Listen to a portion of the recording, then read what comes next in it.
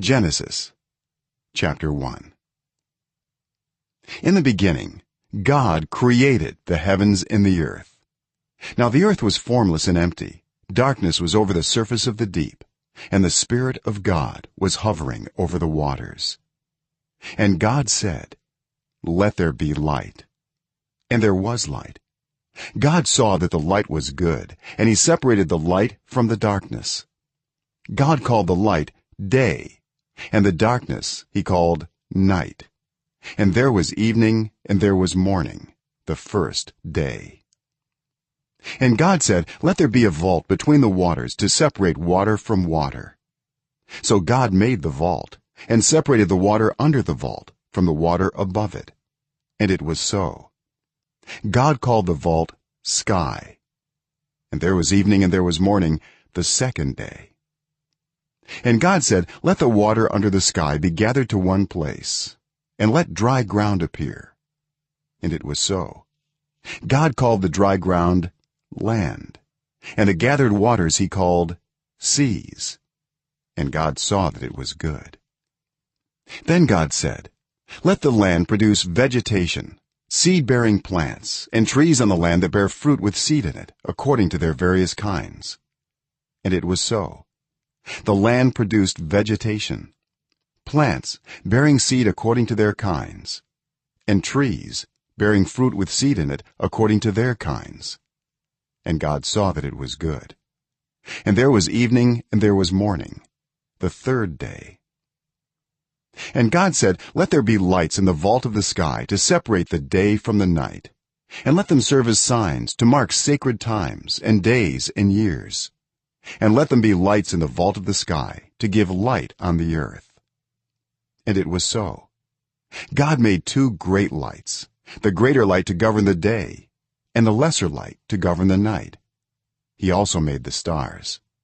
God set them in the vault of the sky to give light on the earth, to govern the day and the night, and to separate light from darkness.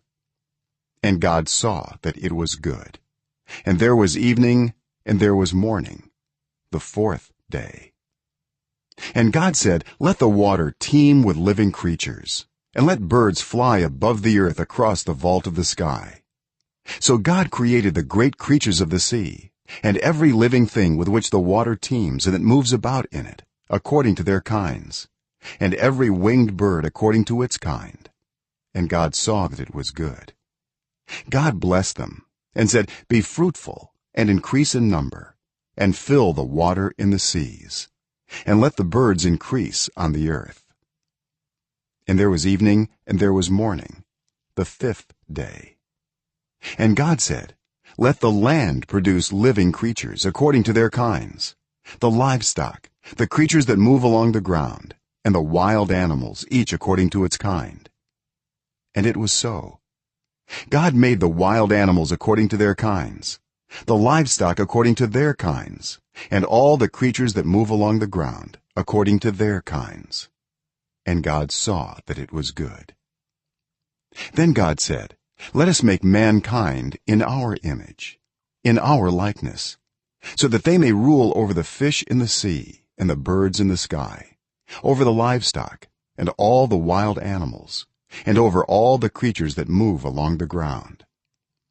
So God created mankind in his own image. In the image of God he created them. Male and female he created them. God blessed them and said to them, "Be fruitful and increase in number. Fill the earth and subdue it. Rule over the fish in the sea and the birds in the sky and over every living creature that moves on the ground." Then God said, "I give you every seed-bearing plant on the face of the whole earth, and every tree that has fruit with seed in it. They will be yours for food. And to all the beasts of the earth, and all the birds in the sky, and all the creatures that move along the ground, everything that has the breath of life in it, I give every green plant for food." And it was so.